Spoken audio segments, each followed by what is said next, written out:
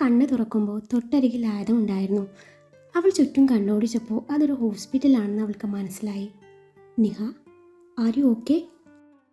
നിഹയുടെ കവിളിൽ തൊട്ട് തലോടിക്കൊണ്ടുള്ള ആദത്തിൻ്റെ ചോദ്യം കേട്ടതും നിഹയുടെ കണ്ണുകൾ നിറഞ്ഞു വരാൻ തുടങ്ങി. അവൾ അവൻ്റെ തോളിൽ കൈയിട്ട് പിടിമുറുക്കിക്കൊണ്ട് പിന്നെയും കരഞ്ഞുകൊണ്ടിരുന്നു. നിഹ, കരയല്ലേ? അവൻ അവളുടെ പുറം പതിയെ തട്ടിക്കൊടുത്തു. അവളുടെ കരച്ചിലടങ്ങിയില്ല. നിഹ, എന്തിനാ നീ ഇങ്ങനെ കരയുന്നത്? അവളെ അടർത്തി മാറ്റിക്കൊണ്ട് അവൻ ചോദിച്ചു. എനിക്ക് അയാളെ പേടിയാ സാർ.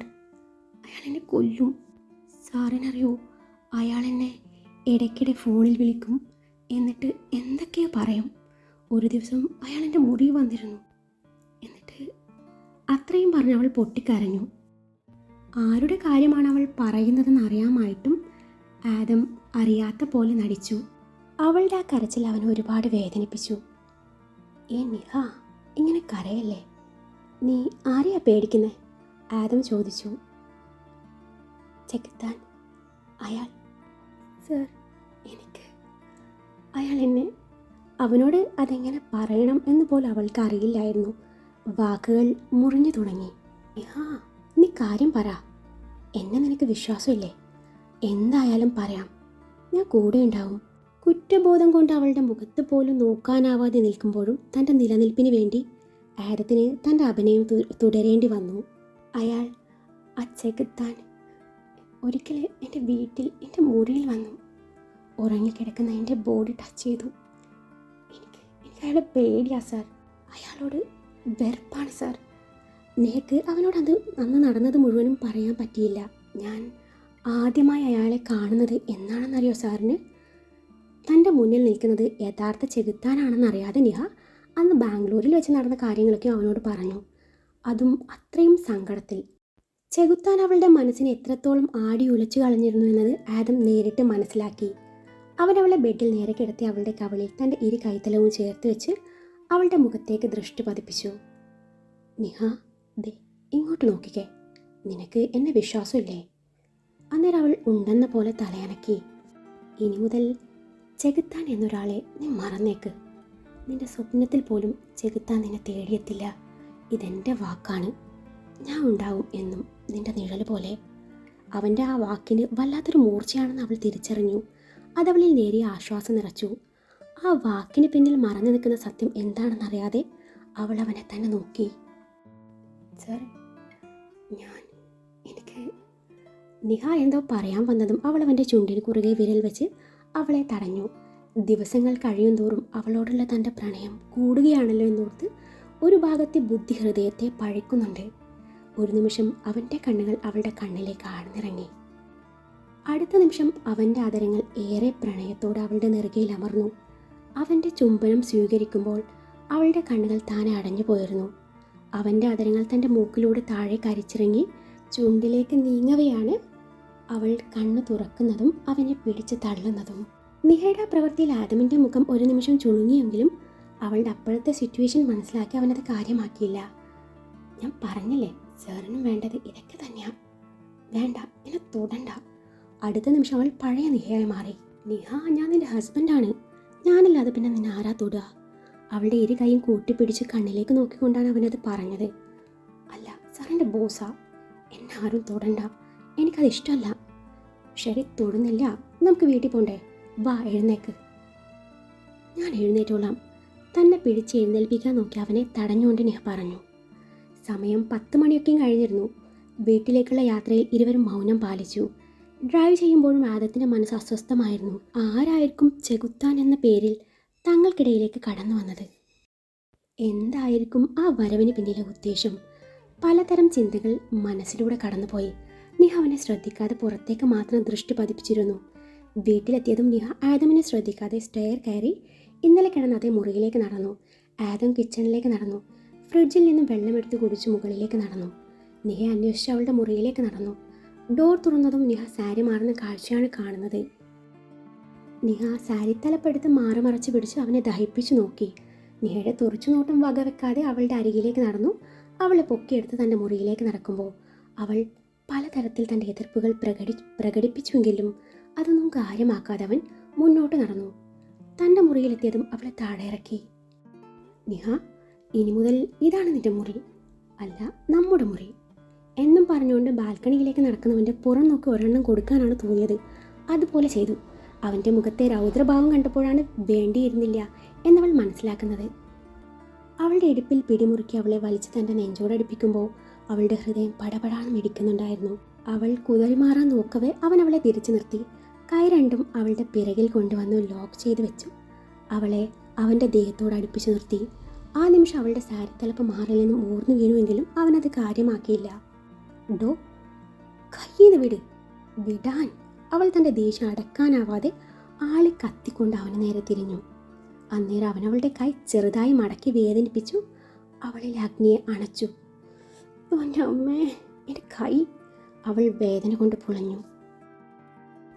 അവളെ വേദനിപ്പിച്ചു കഴിഞ്ഞുള്ള കുറ്റബോധവും സോറി പറച്ചിലും അവൻ തൻ്റെ പതിവ് ശൈലി തെറ്റിച്ചില്ല. സോറി, അവളുടെ കാതോരം സ്വകാര്യം പോലെ അവൻ പറഞ്ഞു. അന്നേരം അവൾ തല ചരിച്ചു അവനെ ദഹിപ്പിച്ചു നോക്കി. I am sorry my beautiful Wi-Fi. അവളുടെ നഗ്നമായ തോളിൽ ചുംബിച്ചുകൊണ്ടാണ് അവനത് പറഞ്ഞത്. താൻ പോടോ, നോക്കിക്കോ, തന്നെ ഞാൻ ശരിയാക്കുന്നുണ്ട്. ആദ്യം വേദനിപ്പിക്കും, എന്നിട്ട് ഇരട്ടി സ്നേഹിക്കും. എന്നാ കേട്ടോ, ഇനി എത്ര സ്നേഹിച്ചാലും നിഹയുടെ ഉള്ളിലെ ആദ്യത്തെ ആ വേദനയും മുറിവും അതുപോലെ ഉണ്ടാവും. മുറിവിൻ്റെ പാട് അവിടെ ഉള്ളിടത്തോളം കാലം പിന്നീട് താൻ നൽകുന്ന സ്നേഹത്തിന് ഒരു വിലയുണ്ടാവില്ല. തൻ്റെ പ്രണയവും സ്നേഹപ്രകടനവും കാണുമ്പോൾ എനിക്ക് പേടി തോന്നുക. താനൊരു സൈക്കോ ആണെന്ന് പോലും തോന്നിപ്പോവും. നിഹ തൻ്റെ ഉള്ളിലെ സംശയം പ്രകടിപ്പിച്ചു. അവളുടെ പറച്ചിൽ അവന് ഇഷ്ടപ്പെട്ടില്ല. അന്നേരം അവൻ അവളുടെ തോളിൽ അമർത്തി കടിച്ചു അവളെ വേദനിപ്പിച്ചു. അവൾ മറുത്തൊന്നും പറയാതെ വേദന കടിച്ചു പിടിച്ചു നിന്നു. സോറി, എന്തിനാ എന്നോടിങ്ങനെ ദേഷ്യം കാണിക്കുന്നത്? അതുകൊണ്ടല്ല, ഞാൻ നിൻ്റെ ശത്രുവല്ല, നിൻ്റെ ഹസ്ബൻഡാണ്. ഹസ്ബൻഡായി കാണാൻ പറ്റുന്നെങ്കിൽ വേണ്ട, എന്നെ ഒരു ഫ്രണ്ടായി കാണാലോ. നീ അവിടെ ഒറ്റയ്ക്ക് കിടക്കുമ്പോൾ ഞാൻ എങ്ങനെ അവിടെ സമാധാനത്തോടെ ഉറങ്ങുക? ഇവിടെ നിനക്ക് ഫുൾ ഫ്രീഡം ഉണ്ടാവും.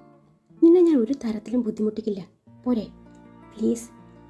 അത് പറയുന്നതിനോടൊപ്പം അവളുടെ കയ്യിൽ നിന്നുള്ള പിടുത്തം താനെ അയഞ്ഞു തുടങ്ങിയിരുന്നു. അവളൊന്നും മിണ്ടുന്നില്ല എന്ന് കണ്ടതും തറയിൽ കിടക്കുന്ന സാരി തലപ്പെടുത്ത് അവളുടെ മാറ് മറച്ചു കൊടുത്തു. ശേഷം ഒന്നും മിണ്ടാതെ ബാൽക്കണിയിലേക്ക് നടന്നു നീങ്ങി. അവൻ്റെ പോക്ക് അവൾ ഒരു തരം ഭീതിയോടെ നോക്കി നിന്നു. ഇന്നലെ അവൻ വാങ്ങിച്ചു കൊണ്ടുവന്ന ഡ്രസ്സിൽ നിന്നും ഒരു നൈറ്റ് വെയറും എടുത്ത് അവൾ വാഷ്റൂമിലേക്ക് നടന്നു. ബാൽക്കണിയിലെത്തിയ ആദമിൻ്റെ ചിന്തകൾ വീണ്ടും പുതിയ ചെകുത്താനിലേക്ക് നീണ്ടു. തൻ്റെ രഹസ്യങ്ങൾ മനസ്സിലാക്കിയ ആരോ ഒരാളാണ് അതെന്ന നിഗമനത്തിൽ അവൻ എത്തിച്ചേർന്നു. ആരായിരിക്കും അത്? തൻ്റെ രഹസ്യങ്ങൾ താനറിയാതെ എങ്ങനെ ചോർന്നു പോയി? ഒരുപക്ഷെ തൻ്റെ ഫോൺ ഹാക്ക് ചെയ്ത് കാണുമോ? ഇതിനെപ്പറ്റിയൊക്കെയും വ്യക്തമായി അറിയാവുന്ന ഒരാളാണ് ഇതിന് പിന്നിലെന്ന് അവൻ ഊഹിച്ചു. തന്നെ തകർക്കുക എന്ന ഉദ്ദേശത്തോടെ നടക്കുന്ന ആ ഒരാൾ ആരായിരിക്കും?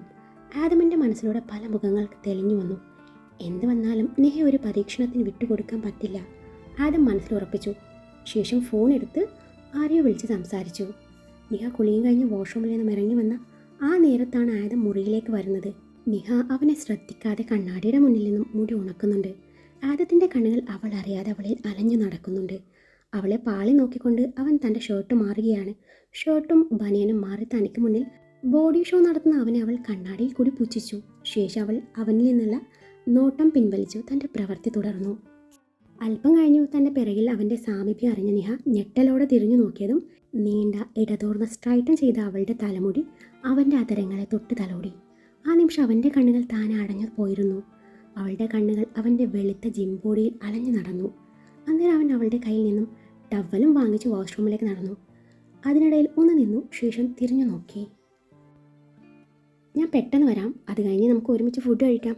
ഉറങ്ങിക്കളയല്ലേ? അവൻ പറഞ്ഞപ്പോൾ അവൾ പുച്ഛിച്ചു. എനിക്ക് ഫുഡൊന്നും വേണ്ട. എന്തോ കേട്ടില്ല? എനിക്കൊന്നും കഴിക്കാൻ വേണ്ടെന്ന് എപ്പോൾ കേട്ടല്ലോ എന്നും പറഞ്ഞവൾ ബെഡിൻ്റെ ഒരു വശത്ത് കയറി കിടന്നു. അല്ല, ഇതാരായി പറയുന്നേ? ഒന്നും കഴിക്കാതെ നിന്നെക്കൊണ്ട് നേരം വെളുപ്പിക്കാൻ പറ്റുമോ?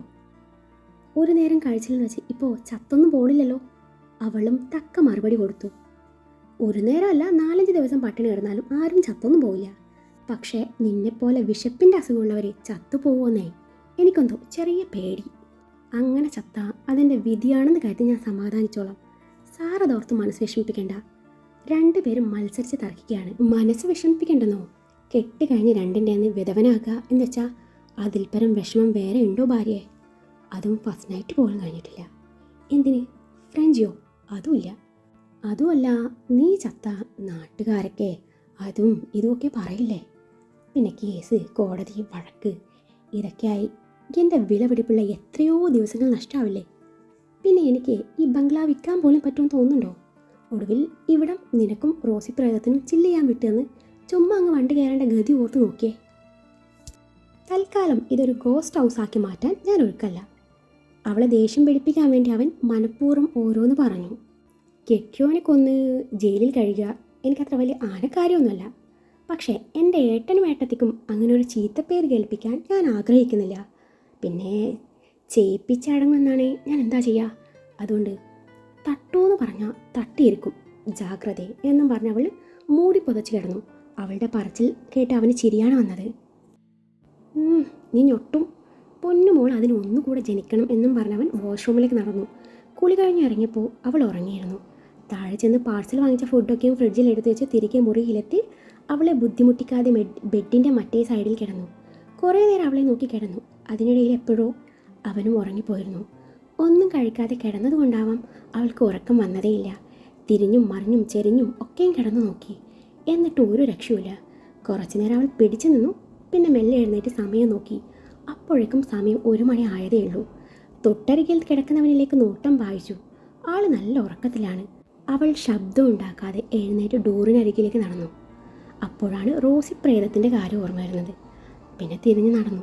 പേടിച്ചിട്ടാണോ എന്ന് ചോദിച്ചാൽ അല്ല. പിന്നെന്താ, ഒരു ചിന്ന ഭയം. വീണ്ടും ബെഡിൽ വന്ന് കിടന്നു. ഉറക്കം വരുന്നില്ല എന്ന് വന്നതും അവൾ അഭിമാനം പണയം വെക്കാൻ തന്നെ തീരുമാനിച്ചു. രണ്ടും കൽപ്പിച്ച് അവനെ വിളിച്ചുണർത്തി. സാർ ഒന്ന് എഴുന്നേറ്റേ. എന്താ നിഹ? അവൻ ഉറക്ക ചടവോടെ ചോദിച്ചു. അത് പിന്നെ എനിക്ക് ദാഹിക്കുന്നു. അതിന് ഞാനെന്ത് വേണം? അവളുടെ ദാഹത്തിന് പുല്ല് ഞാനെന്ത് വേണമെന്നോ? എനിക്ക് വെള്ളം കുടിക്കണം സാർ. ദേ വെള്ളം അവിടെ ഉണ്ട്, എടുത്ത് കുടിച്ചോ. മുറിയുടെ ഒരു ഭാഗത്ത് വെച്ച വെള്ളത്തിൻ്റെ ജഗ് ചൂണ്ടി അവൻ പറഞ്ഞു. എനിക്ക് ആ വെള്ളം വേണ്ട, എനിക്ക് തണുത്ത വെള്ളം വേണം. എങ്കിൽ താഴെ ചെന്ന് കുടിച്ചോ, അവൻ മൂടി പുതച്ചുകൊണ്ട് പറഞ്ഞു. താഴെ ചെന്ന് കുടിച്ചോന്നോ? അതെങ്ങനെ ശരിയാവും എന്നും പറഞ്ഞവൾ അവൻ്റെ പുതപ്പ് വലിച്ചെടുത്തു. ഇത് വല്ല ശല്യമായല്ലോ. നിനക്കിപ്പോൾ എന്താ വേണ്ടേ? ഞാൻ പറഞ്ഞല്ലോ എനിക്ക് വെള്ളം വേണമെന്ന്. ശരി, ഇനി വെള്ളം കിട്ടാതെ നീ ചത്തൂന്ന് വേണ്ട എന്നും പറഞ്ഞവൻ എഴുന്നേറ്റ് നടന്നപ്പോൾ പിന്നാലെ അവളും നടന്നു. കിച്ചണിലെത്തി അവൾ ഫ്രിഡ്ജ് തുറന്ന് വെള്ളം കുടിച്ചു. പറ്റുന്നതിലും കൂടുതൽ വെള്ളം വയറിൽ ഡെപ്പോസിറ്റ് ചെയ്ത് പിന്നെയും അവൾ നിന്ന് പരങ്ങുന്നത് കണ്ട് അവൻ സംശയത്തോടെ അവളെ നോക്കി. വെള്ളം കൂടി കഴിഞ്ഞില്ലേ, ഇനി പോവാലോ അല്ലേ? അഭിമാനം പിന്നെയും പണയം വെക്കേണ്ട അവസ്ഥ. ഉള്ള അഭിമാനം ഊറ്റിയെടുത്ത് പിന്നെ അവൾ അവന് മുന്നിൽ പണയം വെച്ചു. അത് പിന്നെ നാളെ ഞാനും അച്ചു നോമ്പ് പിടിക്കാൻ തീരുമാനിച്ചിട്ടുണ്ട്. ഞങ്ങളങ്ങനെയാണ്, എല്ലാ വർഷവും നോമ്പ് പിടിക്കും. ഞങ്ങളുടെ വീടിൻ്റെ തൊട്ടപ്പുറത്തെ വീട്ടിലെ സൈനത്താൻ്റെ വീട്ടിലെ നോമ്പ് തുറക്കും പെരുന്നാളിനൊക്കെ ഞങ്ങൾ പോവും. നിഹ പറഞ്ഞു. മതസൗഹാർദ്ദം അത് നല്ല തന്നെ. അല്ല, അതിനിപ്പോൾ ഞാനെന്ത് വേണം? അത് പിന്നെ ഒന്നും കഴിക്കാതെ നോമ്പ് പിടിക്കാൻ പറ്റില്ലല്ലോ. അതുകൊണ്ട് സാർ നേരത്തെ വാങ്ങിച്ചു കൊണ്ടുവന്ന ഫുഡില്ലേ, അതിങ്ങ് തന്നേക്ക്. അത് കഴിച്ചിട്ട് വേണം എനിക്ക് നോമ്പ് പിടിക്കാൻ. ഒന്നും കഴിക്കാതെ നോമ്പ് പിടിക്കാൻ പാടില്ലെന്നാ. അതുകൊണ്ടാണ് ഞാൻ ചോദിച്ച് വാങ്ങി കഴിക്കുന്നത്, അല്ലാതെ എനിക്ക് വിശപ്പുണ്ടായിട്ടല്ല. അവളുടെ പറച്ചിലും പ്രവൃത്തിയും അവനെ ചിരി പടർത്തി. എങ്കിലും അത് പുറത്ത് കാണിക്കാതെ ഫ്രിഡ്ജിൽ നിന്ന് ഫുഡിൻ്റെ ബോക്സ് എടുത്ത് ഓവനിൽ വെച്ച് ചൂടാക്കി കൊടുത്തു. വിശന്നാൽ അവൾ അവളില്ലാതായി മാറുന്നു അവൾക്ക് തന്നെ അറിയാം. അതുകൊണ്ട് പരിസരം മറന്നുകൊണ്ട് മുന്നിലുള്ളത് എന്താണെന്ന് പോലും നോക്കാതെ മയോണൈസും ടൊമാറ്റോ സോസും കൂട്ടി ഒരു പിടുത്തങ്ങ് പിടിച്ചു. അവളുടെ കഴിപ്പ് കണ്ട് അവന് നോക്കിയിരുന്നു പോയി.